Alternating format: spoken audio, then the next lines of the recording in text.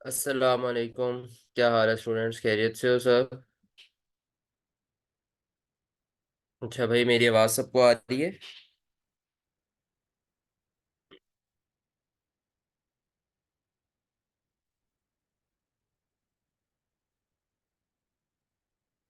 चलो, आज हमने एमसीक्यूज डिस्कस करने हैं बस, ठीक है? एमसीक्यूज डिस्कस करने हैं। MCQ number one. MCQ number one हम करते हैं, वो कहते हैं द टोटल ऑफ।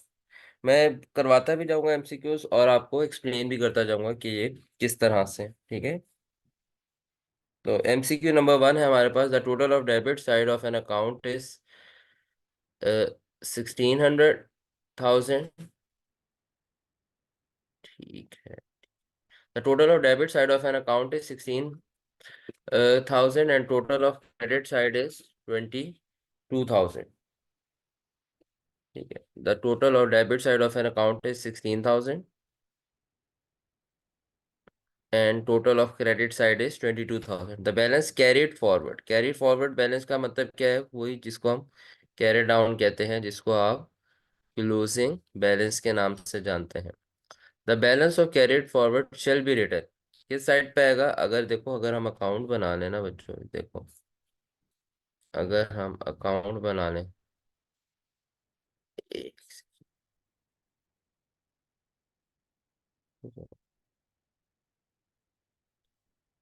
हम यहाँ पे कह रहे हैं कि भाई ये डेबिट साइड है और ये क्रेडिट साइड है।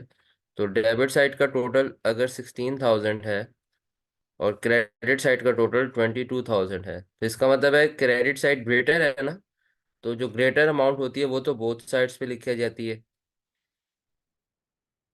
और इसका मतलब ये हुआ कि शॉर्टर साइड डेबिट साइड हुई, और कैरिड फॉरवर्ड जो है वो कहाँ लिखा जाएगा? डेबिट साइड पे लिखा जाएगा। और कितना लिखा जाएगा पता है आपको? 6,000 से 6,000 लिखा जाएगा। और इसको आप कहेंगे बैलेंस कैरिड डाउन। अच्छा, मुझे कौन बच्चा बताएगा, मुझे कौन बच्चा ये बताएगा कि ये जो बैलेंस कैरिड डाउन आ रहा है, सोच के बताना है, ये डेबिट बैलेंस है या क्रेडिट बैलेंस है? सोच के बताना है, ये डेबिट बैलेंस है या इसको हम क्रेडिट बैलेंस कहेंगे? कौन बताएगा? Credit balance. Very good, very good, very good. बेशक ये डेबिट साइड पे है, मगर याद रखिएगा, ये जो अगर अकाउंट है ना जिसमें क्रेडिट साइड एक्सीड कर रही है, ये या तो कैपिटल का अकाउंट है, या तो ये लाइबिलिटी का अकाउंट है, या ये इनकम का अकाउंट है, या फिर ये आप कह लो कि परचेज रिटर्न का अकाउंट है, या फिर ये डिस्काउंट रिसीव्ड का अकाउंट है। और इन अकाउंट्स में हमेशा क्रेडिट साइड एक्सीड करेगी, इन अकाउंट्स में हमेशा क्रेडिट साइड क्या करेगी? एक्सीड करेगी। इसमें डेबिट साइड एक्सीड नहीं कर सकती, क्योंकि ये वो अकाउंट्स होते हैं जिनको क्रेडिट साइड क्रेडिट करने से ऐड होते हैं, और डेबिट की वजह से ये अकाउंट्स क्या होते हैं? माइनस होते हैं। क्रेडिट करने की वजह से ये अकाउंट्स ऐड होते हैं, और डेबिट करने की वजह से ये अकाउंट्स क्या होते हैं? ये माइनस होते हैं। इसलिए माइनस कभी भी प्लस से ज्यादा नहीं हो सकता ना। फॉर एग्जांपल, जितनी चीज एक जगह पे ऐड की है उसको निकालेंगे तो उतनी ही माइनस कर सकते हैं ना। माइनस क्रेडिट, इसलिए डेबिट क्रेडिट से कभी एक्सीड ही नहीं कर सकता। इन अकाउंट्स में डेबिट क्रेडिट इक्वल तो हो सकता है, मगर डेबिट कभी भी क्रेडिट को एक्सीड करके ऊपर नहीं जा सकता। तो ये क्रेडिट नेचर का अकाउंट है, इनके बैलेंसेस की हमेशा, ये मैंने आपको बताया भी था कि ये है क्रेडिट बैलेंस, मगर है ऑन डेबिट, या इसको आप लेफ्ट साइड कह लो।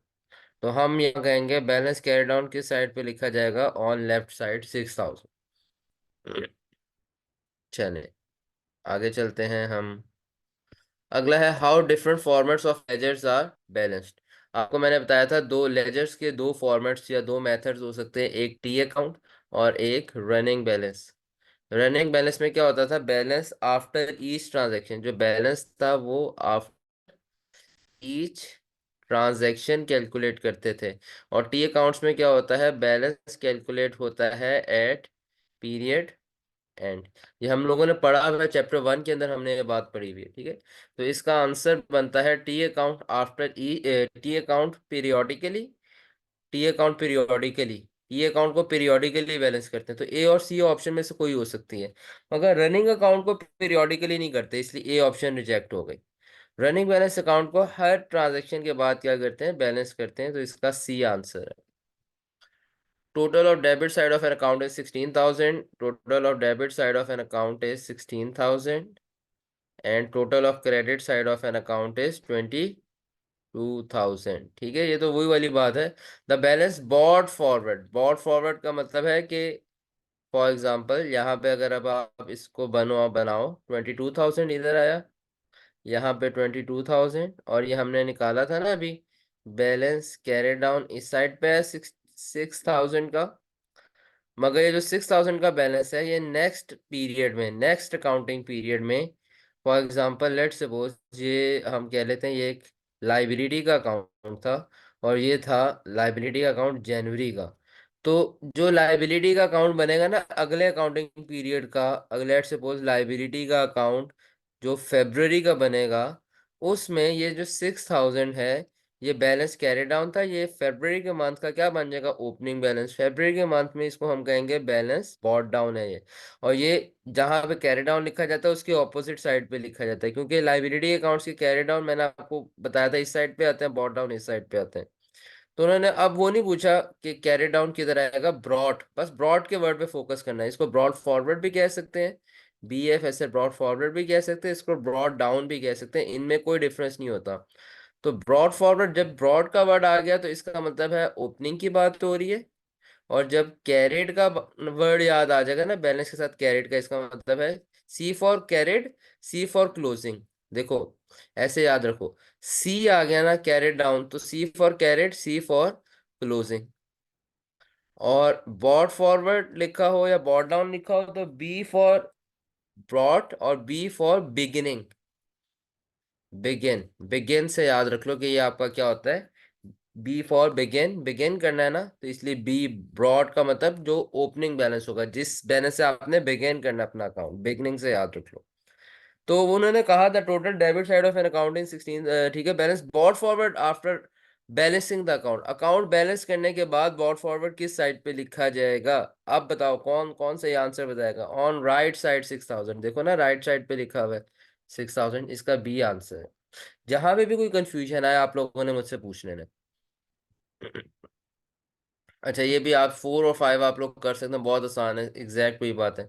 हाँ ये जो 6 वाला अकाउंट है ना, ये इंटरेस्टिंग है थोड़ा सा, ये समझना। वो कहते हैं अ कस्टमर, जो कस्टमर का अकाउंट होता है ना, वो हमारे पास याद रखिएगा बच्चों, ट्रेड रिसीवेबल का अकाउंट होता है। कहते हैं a customer, customer trade receivable का अकाउंट होता है, had a balance of 18,000 debit, उसका 18,000 डेबिट बैलेंस है, यानी कि 18,000 इसका हम बना लेंगे balance bought down, opening balance इनका क्या है 18,000, वो ये बता रहे हैं। अब further sale of 10,000 was made to him, अगर फर्दर सेल करे 10,000 में तो क्या होता है, ट्रेड रिसीवेबल 10,000 से डेबिट होता है, और सेल क्या होती है बच्चों 10,000 से क्रेडिट। तो इस ट्रांजैक्शन को अगर परफॉर्म करें तो ये जो ट्रेड रिसीवेबल डेबिट हो रहा है उससे यहाँ पे 10,000 आ जाएगा, और ऑपोजिट अकाउंट इसका यहाँ पर सेल्स आ जाएगा। And he paid 15,000 by cheque, और जब वो हमें पेमेंट करेगा बाय चेक तो बैंक डेबिट होगा 15,000 से, और ट्रेड रिसीवेबल क्या हो जाएगा 15,000 से क्रेडिट। इस 15,000 को हम परफॉर्म करेंगे, 15,000 क्रेडिट कर लेंगे, ऑपोजिट अकाउंट क्या कर लेंगे, बैंक लिख लेंगे। उन्होंने कहा what would be his account balance after posting all transactions, जब ये ट्रांजेक्शन्स पोस्ट कर दी जाएंगी इसके अकाउंट का क्या बैलेंस होगा। तो बैलेंस हमें निकालना आता है, एड अप बोथ साइड्स, 18 + 10 ये 28,000 आ गया, ये 15,000 है, ग्रेटर अमाउंट 28,000 है, 28,000 हमने बोथ साइड्स पे लिख दी। और शॉर्टर साइड पे कितना बैलेंस आ गया, बैलेंस कैरी डाउन कितना आ गया,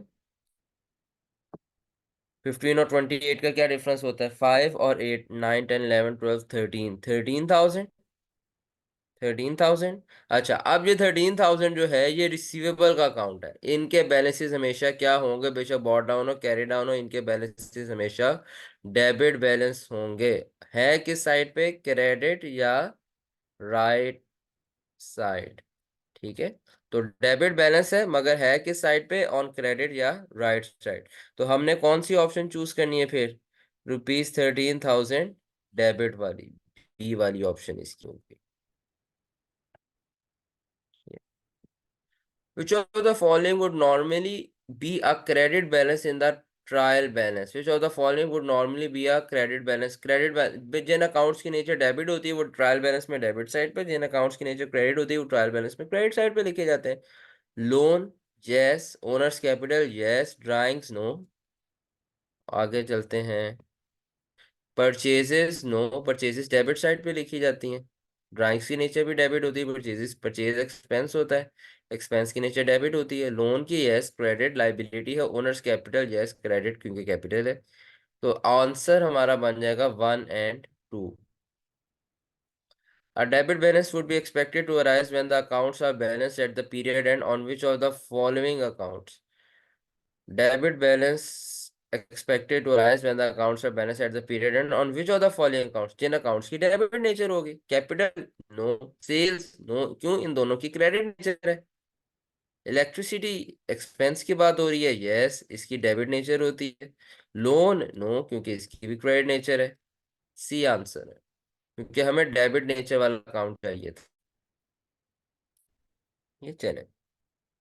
अ business buys a machine costing ₹120,000। Machine buy कर ली, इसका मतलब है मशीन मशीन 120,000 से डेबिट और कैश 120,000 से क्रेडिट। ये जो मशीन है ये गुड नहीं है, इसलिए हमने इसको परचेज के अकाउंट में रिकॉर्ड नहीं करना है। And sells machinery costing 8,000। ये जो सेल किया ना मशीनरी, ये आपने गुड्स नहीं बेचे, इसलिए आपने इसको सेल में भी नहीं लिखना। इसी इसकी 18,000 की एंट्री ये होती है। कैश आपके पास आ गया 18,000 का, और मशीन आपके पास से कम हो गई 18,000 से। ठीक है। The opening balance of machinery account is 80,000. What will be the balance brought down in the next period? Machine के अकाउंट्स में एक ये एंट्री आनी है, एक 18,000 की आनी है, और एक जो उसका ओपनिंग बैलेंस है 80,000 का। अब हम मशीन का अकाउंट बना लेते हैं बच्चों। मशीन का अकाउंट, ये आपके पास एसेट का अकाउंट होगा, जिसमें डेबिट इसका बैलेंस इंक्रीज करेगा, क्रेडिट इसका बैलेंस कम करेगा। डेबिट साइड पे हम लिखेंगे 120,000, जब आपने इसको बाय की थी, ऑपोजिट अकाउंट कैश, ये वाली एंट्री पास की। क्रेडिट साइड पे जब इसको आपने सेल किया 18,000 का। ठीक है जी, ऑपोजिट अकाउंट कैश ही लिख लेते हैं। एक एंट्री है, ओहो इसकी जगह कम बची है, ये रुको देखो यहाँ पर इसका बैलेंस, ओपनिंग बैलेंस भी तो था ना। ये देखो ओपनिंग बैलेंस मशीनरी अकाउंट 80,000, तो इसका हम यहाँ पर ओपनिंग बैलेंस भी लिख लेते हैं 80,000 डेबिट पे। ये आ जाएगा बैलेंस बॉट डाउन। अब हम इसका बैलेंस निकालने के लिए भी काम करेंगे, ऐड अप बोथ साइड्स। ये आपके पास आ गया जी 200,000, ये आ गया 18,000। जहाँ पे 200,000 दोनों साइड्स पे लिख लिया, क्योंकि वो ग्रेटर अमाउंट है, और 200,000 में से 18,000 माइनस कर दिया, तो ये आपके पास 182। इसका पीछे आंसर ना गलत है, वो 282,000 उन्होंने लिखा है, वो गलत आंसर है। ये आपके पास बैलेंस कैरी डाउन आ गया। उन्होंने इसी का आंसर पूछा था मशीन का। उन्होंने पूछा था what will be the balance bought down in the next period. ये जो बैलेंस कैरी डाउन होगा, यही नेक्स्ट पीरियड में क्या बन जाएगा, यही नेक्स्ट पीरियड का बॉट डाउन बन जाएगा ना, 182,000। ठीक है जी, क्लियर है सबको? सबको ये बातें समझ आ रही हैं? कोई confusion?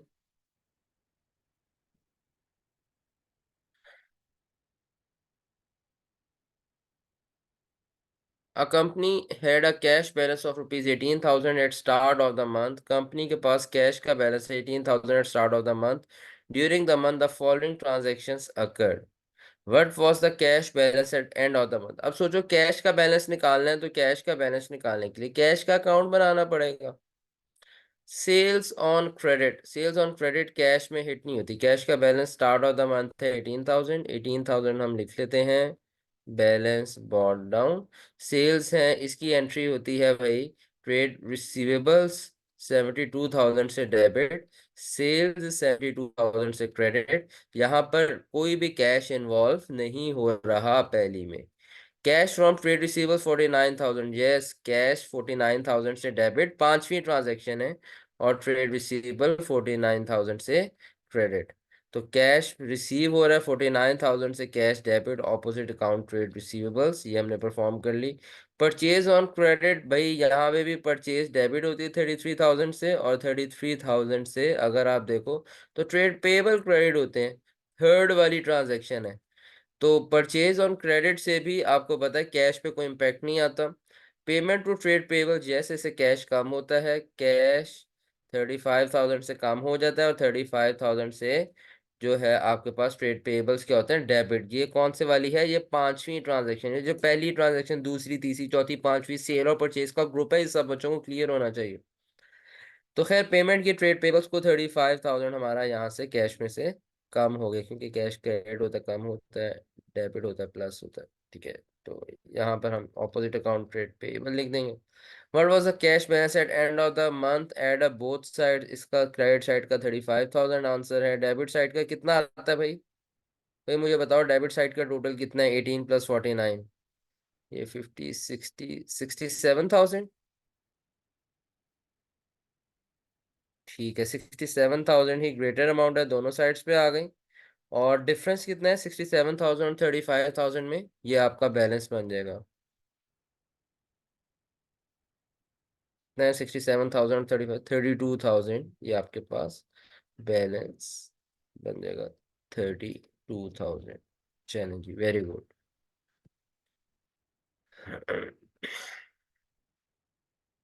An accountant has inserted the relevant figure into the trade payables but not has balance of the account, तो बैलेंस कैरी डाउन यहाँ पे आप निकाल लेंगे, इन दोनों को ऐड करेंगे, यहाँ जो अमाउंट आएगी वो इधर लिखेंगे, उसमें से माइनस करेंगे, बैलेंस कैरी डाउन आपके पास आ जाएगा। आसान है। A trial balance is made up of a list of debit balances and credit balances. Which of the following statement is correct? Every debit balance represent an expense. नहीं भाई, debit balances expense भी represent करता है, drawings भी represent करता है, asset भी represent करता है, तो ये गलत है। Assets are represented by debit balances, yes ये बात ठीक है। Liabilities are represented by debit balances, नहीं भाई, लाइबिलिटीज तो क्रेडिट बैलेंसेस रिप्रेजेंट करते हैं। Incomes is included in the list of debit balances, ना भाई ना, बी आंसर है जी इसका।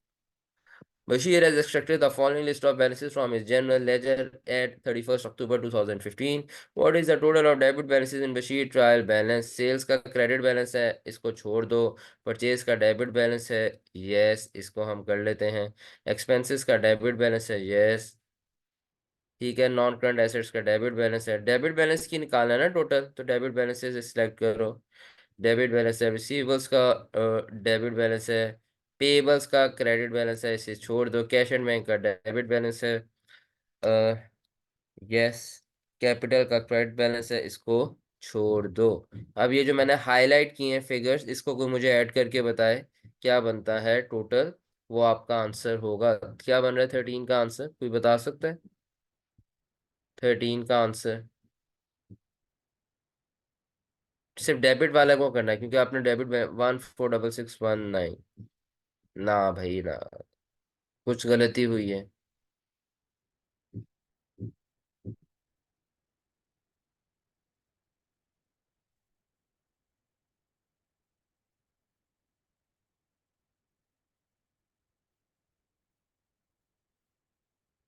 275282, बी आंसर। चलिए गुड।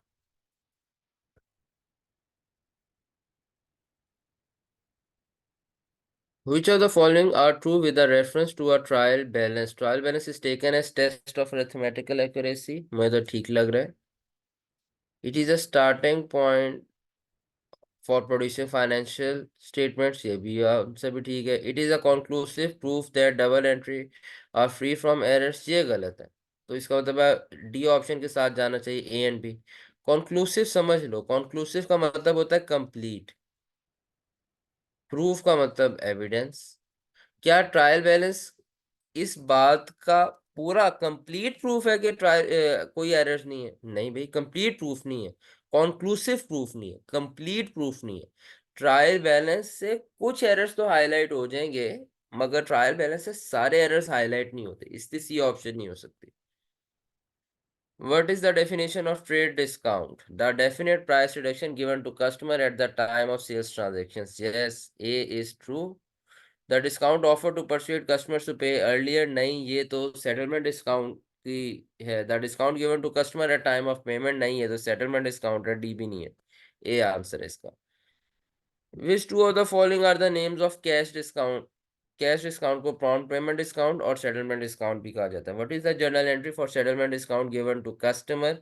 सेटलमेंट डिस्काउंट अगर कस्टमर को देंगे तो क्या एंट्री होगी बच्चों? ये बात आप लोग सीख लो, ये बात आप लोग सीख लो, ये आपको काम आएगी। Settlement discount given to customer की एंट्री क्या है? ठीक है, settlement discount given to customer की एंट्री ये है कि आप लोगों ने सीखा हुआ है, लेट सपोज कैश कस्टमर से मिलता है 80, 20 का आप उनको देते हो डिस्काउंट अलाउड, और ट्रेड रिसीवेबल आप कितने से खत्म करते हो? 100 से।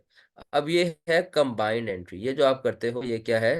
Combined entry. इसको आप ऐसे भी तो लिख सकते हो ना कि कैश 80 से आया और ट्रेड रिसीवेबल 80 से खत्म हुए, और डिस्काउंट अलाउड 20 से खत्म हुआ, डेबिट हुआ, सॉरी रिकॉर्ड हुआ, और ट्रेड रिसीवेबल 20 से खत्म हुआ।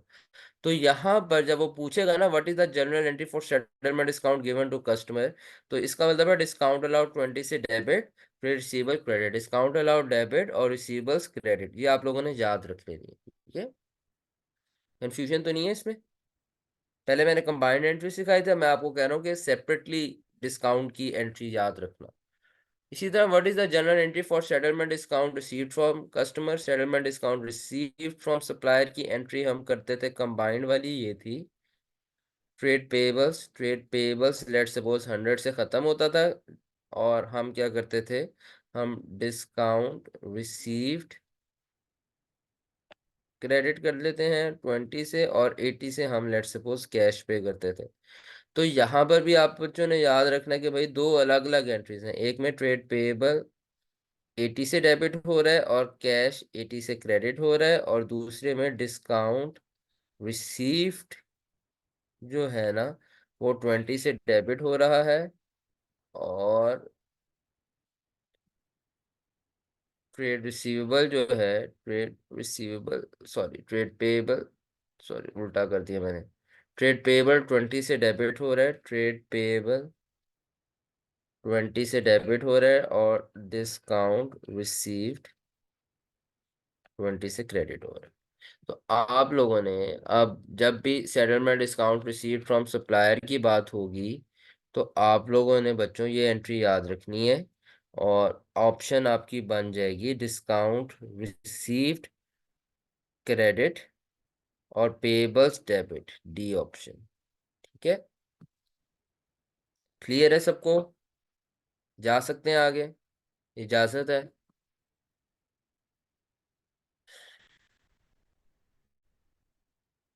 चलिए good. A business is offering a settlement discount to customers. A business is offering a settlement discount to customers in which two of the following situations the revenue is required to be recorded at full amount at the time of sale. Revenue is recorded required, बस पहले आपने situation he the. Revenue is required to be recorded at full amount at the time of sale. Revenue full amount पे तब record होता है when it is not expected from customer. Agree करते हैं सारे? When it is not expected from customer के वो discount avail करेगा।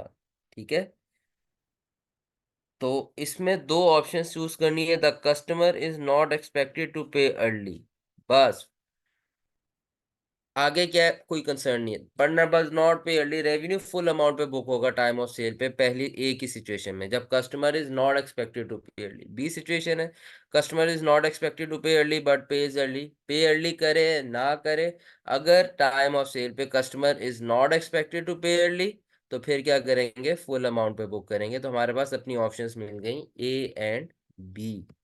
इसके लिए आपको वो लेक्चर्स आने चाहिए, ये एमसीक्यूज उसको समझ आएंगे जिसने पिछले लेक्चर्स लिए हुए हैं। ठीक है, तो a business is offering a settlement discount to customer in which two of the following situations the revenue is required to be recorded at net of settlement discount at the time of sale. Net of settlement discount पे कब record होते हैं? Reduced amount पे तब record होते हैं जब not expected होता है। ये आपको याद होगा बच्चों, मैंने आपको बताया था टाइम ऑफ सेल पे अगर एक्सपेक्ट करेंगे कस्टमर डिस्काउंट अवेल कर लेगा तो reduced, sorry sorry sorry sorry expected, मैंने ना गलत लिख दिया आपको, मैंने आप लोगों को बताया था भाई बच्चों, टाइम ऑफ सेल पे बस दो चीजें देखनी है। एक्सपेक्टेड है तो रिड्यूस्ड, नॉट एक्सपेक्टेड है तो रिड्यूस्ड अमाउंट, यानी कि net of settlement discount. Not expected है तो फुल। तो अब यहाँ पर क्या है, net of settlement discount time of sale पे तब रिड्यूस्ड अमाउंट पे, यानी कि तब रिकॉर्ड होगी जब कस्टमर से एक्सपेक्ट करें कि वो डिस्काउंट अवेल करेगा। तो customer is expected to pay early, सी और डी ऑप्शंस इसकी होंगी। बाद में करता है नहीं करता वो एक अलग कहानी है, मगर अगर शुरू में आप एक्सपेक्ट कर रहे हो टू पे अर्ली, तो फिर आपने discount net of settlement discount पर ही रिकॉर्ड करना है at the time of sale. A business is offering a settlement discount to customers in which of the following situation receivable will pay more than their balances. Receivables will pay more than their balances. ये एक ही situation है, receivable will pay more than their balances. receivable will pay more than their balances, ठीक है। ये सिर्फ एक situation होती है जहाँ पे receivables आप अपने बैलेंस से ज्यादा पे करते हैं। ओनली वन सिचुएशन, याद रख लो। चार सिचुएशंस में से सिर्फ एक सिचुएशन ऐसी है जितना रिसीवेबल रिकॉर्ड किया होगा उससे ज्यादा पे करेंगे। अगर टाइम ऑफ सेल के ऊपर कस्टमर है नॉट एक्सपेक्टेड, और आपने रेवेन्यू बुक किया है इस वजह से फुल अमाउंट पे, यानी कि लेट सपोज आपने फुल अमाउंट पे बुक कर लिया। सॉरी सॉरी सॉरी, गलत गलत जा रहा हूँ, सॉरी सॉरी, एक्सपेक्टेड। कंफ्यूजिंग है भाई, तुम लोगों ने भी ध्यान से करने हैं। टाइम ऑफ सेल पे एक्सपेक्टेड है, कस्टमर डिस्काउंट अवेल करेगा। तुम लोगों ने क्या किया, रिड्यूस्ड पे लिख लिया, यानी कि आपने लेट सपोज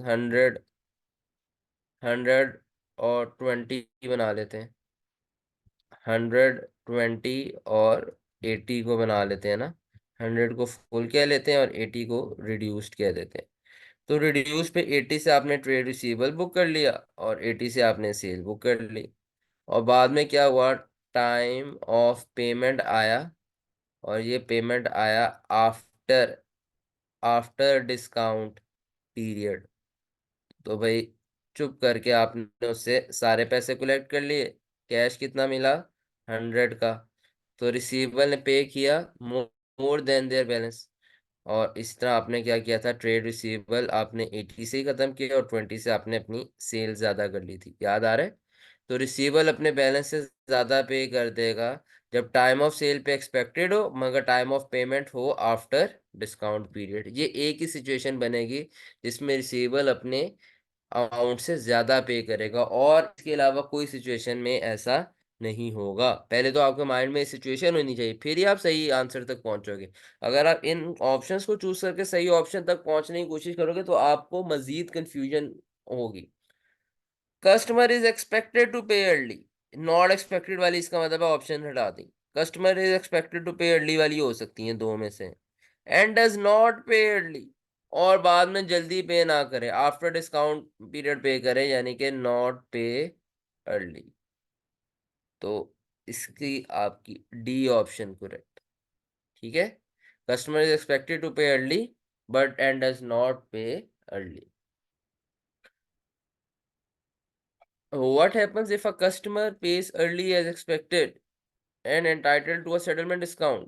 अगर कस्टमर जल्दी पैसे पे कर देगा एज एक्सपेक्टेड और उसको हम सेटलमेंट डिस्काउंट दे देंगे, the entity records revenue for the full amount, नहीं एक्सपेक्टेड था, entity records the revenue for a reduced amount, net of discount amount, cancel the sales transactions, ये नहीं हो सकता। रेवेन्यू ही रिड्यूस्ड अमाउंट पे बुक होगा, बी आंसर है। जब एक्सपेक्टेड टू पे अर्ली है तो रेवेन्यू ही रिड्यूस्ड अमाउंट से बुक होगा। कस्टमर जब एक्सपेक्टेड टू पे अर्ली है और उसको सेटलमेंट डिस्काउंट दिया गया है तो रेवेन्यू रिड्यूस्ड अमाउंट पे बुक करेंगे ना, यानी कि reduced net of settlement discount amount पे बुक होगा, बी आंसर है। आखिरी दो MCQs, what happen if a customer does not pay early as expected and it is entitled to a settlement discount and it is entitled to a settlement discount। अच्छा, अब आप ये पूछेंगे जो व्हाट हैपन्स पूछ रहे हैं if a customer does not pays early at expected, ये पूछ रहे हैं भाई आपसे टाइम ऑफ पेमेंट पे, as expected, customer does not pay early as expected.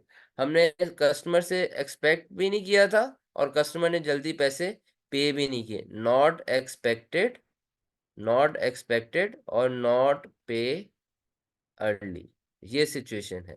जब नॉट एक्सपेक्टेड था तो इसका मतलब है सेल जो थी वो फुल अमाउंट पे बुक हुई, और नहीं भी पे किया तब भी सेल आपकी फुल अमाउंट पे ही रही।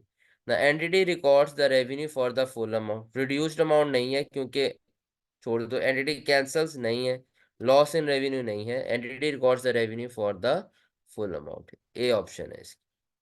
ठीक है, सबको क्लियर है? अच्छा, व्हाट हैपन्स लास्ट एमसीक्यू आज की क्लास का, फिर अगर कोई आप लोगों का सवाल हुआ तो इंशाल्लाह वो देख लेंगे।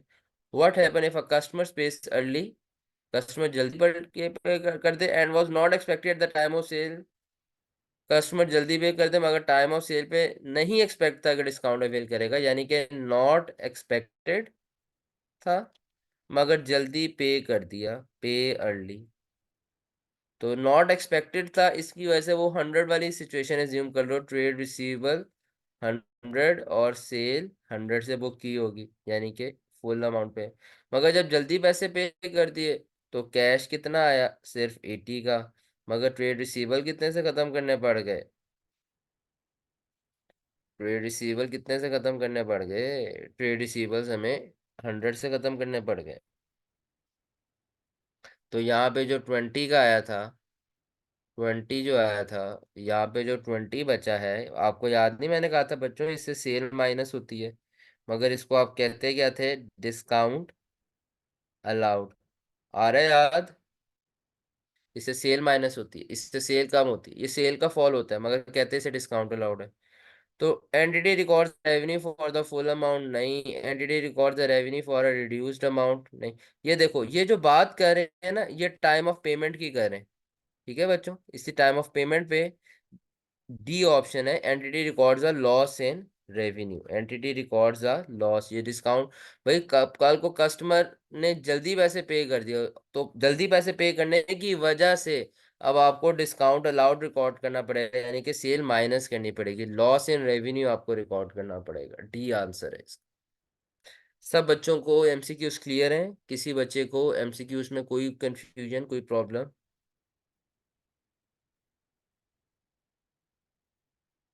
चलें, आप लोगों ने जो मिड की रिवीजन करनी है ना, बस टॉपिक 1 और टॉपिक 2 जो है ना अच्छी तरह रिवाइज कर लेना, उसके क्वेश्चंस को कर लेना, और कॉन्सेप्ट समझ के आपको अगर सारे एमसीक्यूज का कॉन्सेप्ट क्लियर होगा ना तो आपके लिए पेपर करना हलवा है, बहुत आसान पेपर है।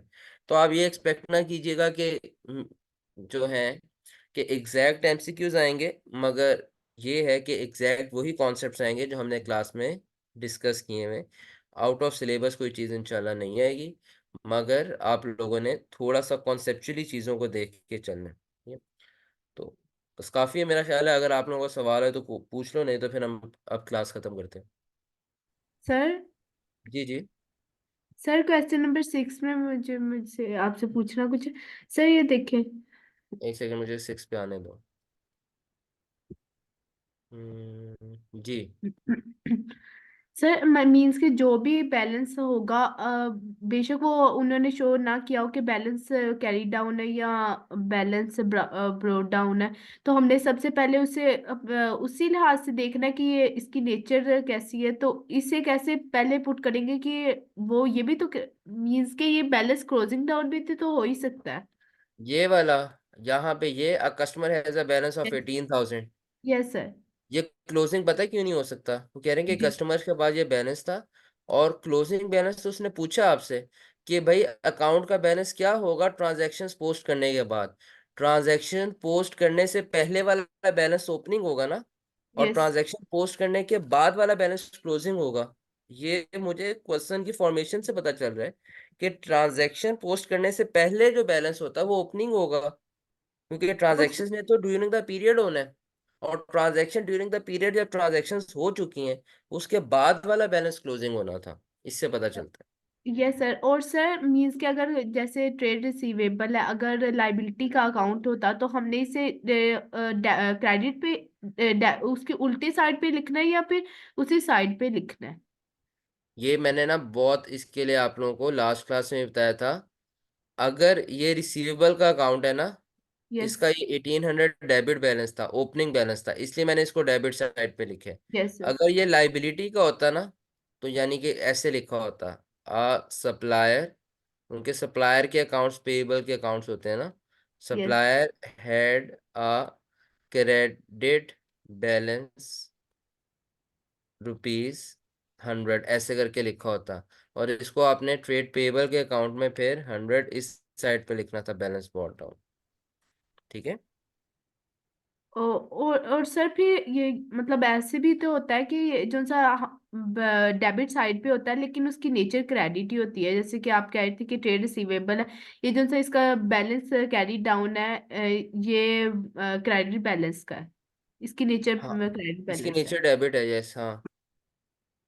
सर डेबिट नहीं, क्रेडिट क्रेडिट है, क्रेडिट ट्रेड रिसीवेबल की डेबिट है।